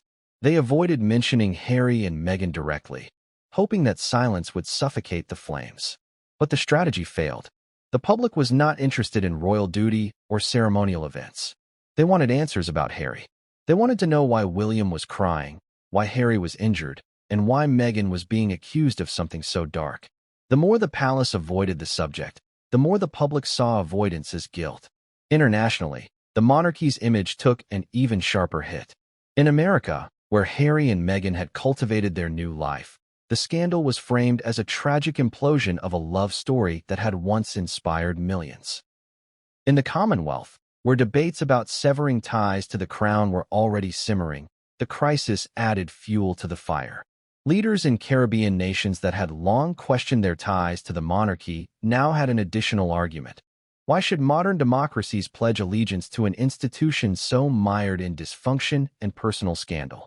For Republicans, the scandal was a gift, a chance to argue that the monarchy no longer represented dignity or stability, but chaos and secrecy. Historians were quick to draw parallels.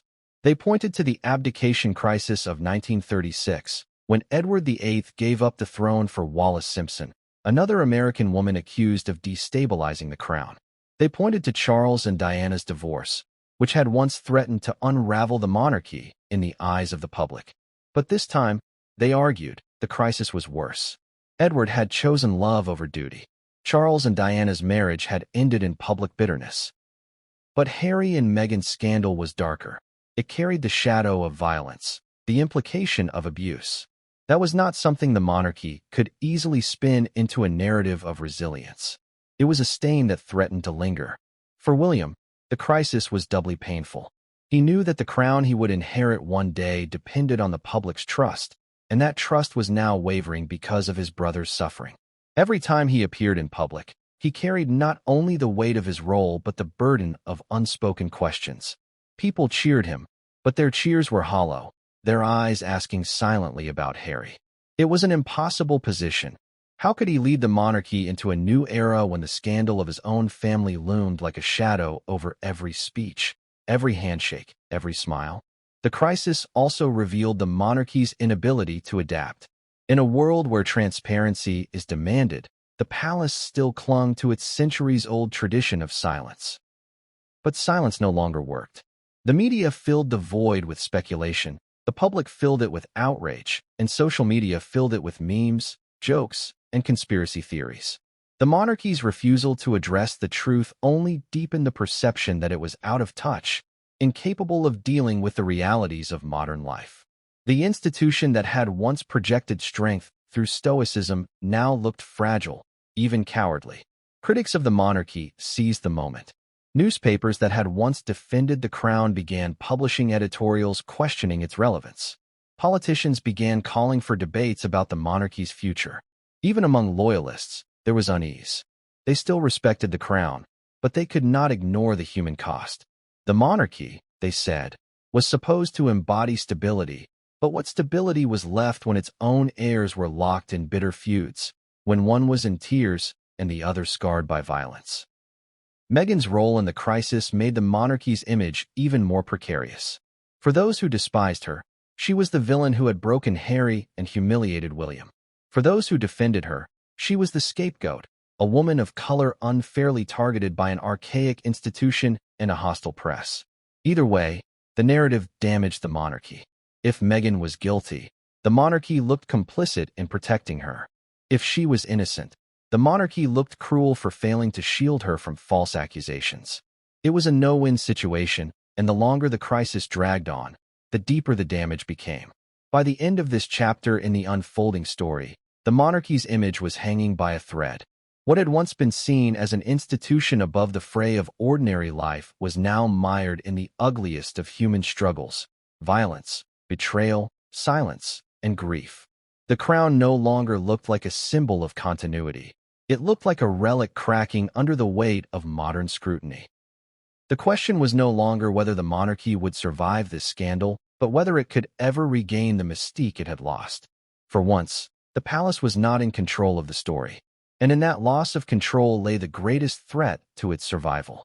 As the scandal deepened, something unexpected began to happen.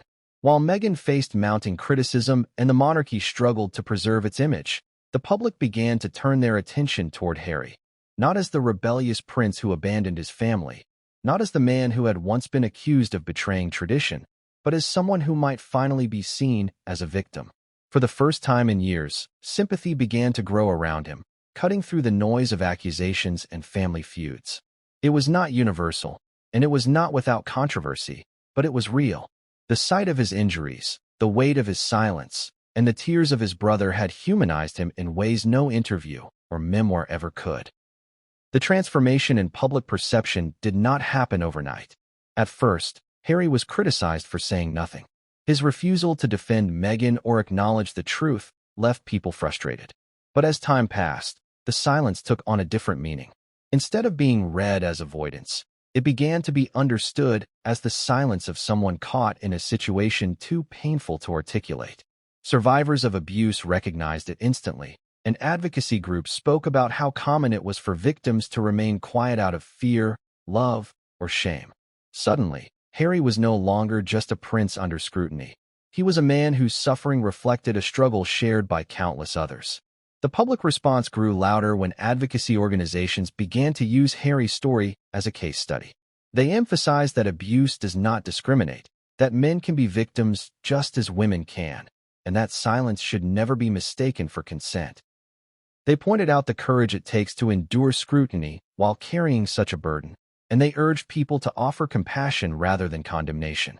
For Harry, this support was unasked for and perhaps unwanted, but it shifted the narrative nonetheless. He was no longer only the man who had left his family behind. He was someone who might be trapped in a situation beyond his control. Stories began to surface from ordinary people, men and women alike, who saw their own pain reflected in Harry's plight. On social media, individuals shared their experiences of staying silent while enduring abuse, of being disbelieved when they tried to speak, of feeling trapped by loyalty or love. Hashtags calling for justice for Harry began trending, not only as sympathy for him, but as solidarity for victims everywhere. In cafes, offices, and living rooms, conversations shifted from gossip about Meghan to deeper reflections on what it meant to recognize suffering in those we least expect to see it in. Harry had become, unwillingly, a symbol. The sympathy extended beyond individuals. Public figures began to weigh in. Celebrities, activists, and even some politicians spoke cautiously about the importance of supporting victims regardless of status or gender. They avoided direct accusations against Meghan, but their words left little doubt that they were offering Harry a lifeline of compassion. Each statement added pressure to the monarchy, which remained silent, and to Meghan, who continued to insist that the accusations were false. But the tide was turning. Where once Harry had been mocked as fragile, now he was seen as vulnerable in a way that resonated deeply. William's tears played an enormous role in shifting perception. To see the heir to the throne cry openly for his brother was more powerful than any press statement could have been. It told the world that Harry's suffering was real, that it was serious, that it mattered. William's grief validated the whispers, making it impossible to dismiss them as rumors. For those who had doubted, his tears were the confirmation they needed. If the man destined to be king could break down over his brother's pain, then surely that pain was undeniable. The image of William's vulnerability became one of the most circulated and discussed moments of the entire scandal, and it anchored the growing sympathy for Harry. But sympathy did not come without consequence. Meghan's defenders saw it as proof that the world was eager to vilify her, that Harry's pain was being weaponized to destroy her completely. They argued that the narrative of Harry as a victim was simplistic, that it ignored the complexities of marriage under such intense scrutiny, that it overlooked the possibility of misunderstandings. To them, the sympathy for Harry was evidence of bias, of a willingness to believe the worst about Meghan while romanticizing Harry as innocent. This clash of interpretations fueled even greater division, turning sympathy itself into another battlefield. For Harry, the growing sympathy was complicated. On one hand, it gave him support at a time when he was isolated, a reminder that he was not alone in his suffering. On the other, it intensified the pressure to speak, to confirm or deny what people believed. Each word of sympathy came with an unspoken demand for clarity, and Harry remained unable or unwilling to provide it. His silence, once seen as avoidance, was now seen as endurance. But endurance has limits, and the weight of being a symbol for others only added to the burden he already carried.